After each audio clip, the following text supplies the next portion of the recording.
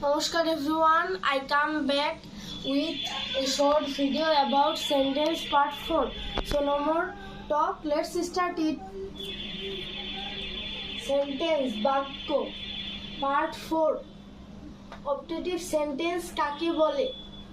Answer, যে sentence দ্বারা মনের ইচ্ছা বা প্রার্থনা প্রকাশ পায় তাকে অপটেটিভ সেন্টেন্স বলে। যেমন মে ইউ লিভ লং, তুমি দীর্ঘজীবী হও। মে আল্লাহ ব্লেস ইউ, আল্লাহ তোমার মঙ্গল করুক, ইত্যাদি। এক্সক্লেমেটরি সেন্টেন্স কাকে বলে? যে সেন্টেন্স দ্বারা মনের একটা আকস্মিক ভাব বা আবেগ, হর্ষ, বিষাদ, বিস্ময় প্রকাশ পায় তাকে এক্সক্লেমেটরি সেন্টেন্স বলে। যেমন how nice the pen is, কলমটি কি সুন্দর।